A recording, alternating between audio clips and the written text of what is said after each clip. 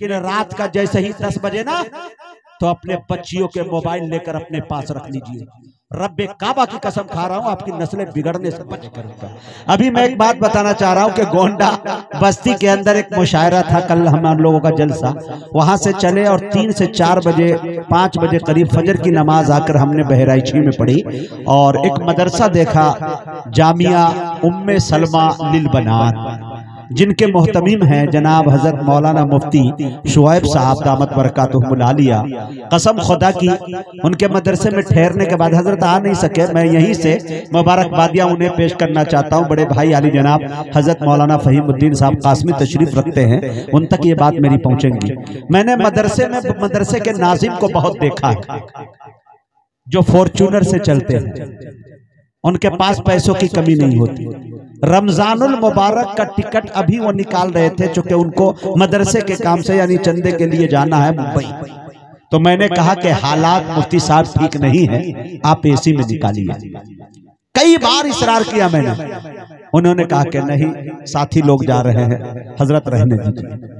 आप अंदाजा लगाइए कि वो स्लीपर बमाना चालू डब्बा, और वो भी अहमदाबाद गुजरात जा रहे हैं। जो लोग सफर करते हैं वो जान सकते हैं, कौम की अमानत उसके पास कमी नहीं है। वो चाहते तो फिर जाने की तो ट्रेन से नौबत ही नहीं है। बड़े कम मोहतमीम को देखा ट्रेनों से जाते हुए। मैं ये नहीं कहता कि मोहतमीम खराब होते हैं, कुछ ये चुनिंदा बच्चे हैं जो अल्हम्दुलिल्लाह कौम के लिए खिदमत कर रहे हैं, लेकिन ऐसे नाजिम को देखने के बाद कौम का सीना चौड़ा हो जाता है और तबीयत ये चाहती है कि मुबारकबादी पेश करे कि कौम की अमानत सही सालिम अपनी बच्चियों तक पहुंचा देते। 450 बच्चियां दारुल इकामा में मौजूद, और कसम खुदा की हमारे बच्चे यहाँ से जाकर दिल्ली, मुंबई, केरल, नैनीताल और दुनिया के कोने कोने में पढ़ लेते हैं। लेकिन नौबत जब बेटी की आती है मेरे दोस्तों, तो हमारी बेटियां बहकती हुई नजर आती है।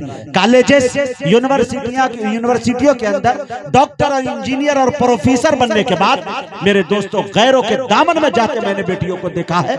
अगर जेवरे तालीम से आपने नहीं नवाजा, उसे आरास्ता नहीं किया, इस्लामी और मजहबी तालीम अपने बेटियों को नहीं दिया, कसम खुदा की वो दिन दूर नहीं कि हमारी बेटियां भी यहूद और नसारा के गोद में नजर आएंगी। लेकिन ये जरूरत है इस बात की। मैं लड़कियों का जो भी इदारा चलाते हैं उनको दिल की अमीर गहराइयों से मुबारकबाद पेश करता हूं। मुझे 4 मिसरे याद आते हैं कि महक रहा है दिलों का जहान बेटी से, महक रहा है दिलों का जहान बेटी से, जमाने भर में बढ़ी घर की शान बेटी से। ये जरूरी नहीं कि बेटों से नाम रोशन हो, मेरे नबी का चला खानदान बेटी से। मुबारकबादियां पेश करें। मर्द पढ़ता है, फर्द पढ़ता है, लेकिन मेरे दोस्तों जब बेटियां और औरतें पढ़ती है तो एक नस्ल खानदान पढ़ती है।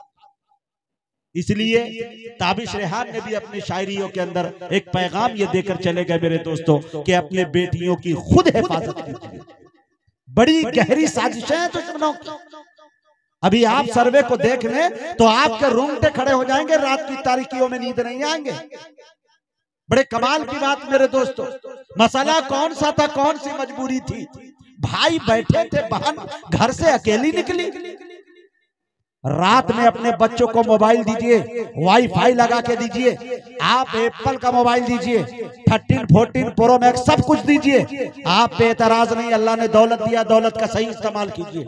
लेकिन रात का जैसे ही 10 बजे ना तो अपने बच्चियों के मोबाइल लेकर अपने पास रख लीजिए। रब्बे काबा की कसम खा रहा हूं, आपकी नस्लें बिगड़ने से बच जाए। रात की तन्हाई में जब आप दरवाजा बंद करते हैं, सोते हैं, आपको खबर नहीं कि दुनिया में कहां कहां आपके बच्चे टहल रहे हैं, आपको पता भी नहीं है। ये मोबाइल जो है ये बहुत खतरनाक चीज है और बहुत आसान चीज भी है, बहुत अच्छी चीज है।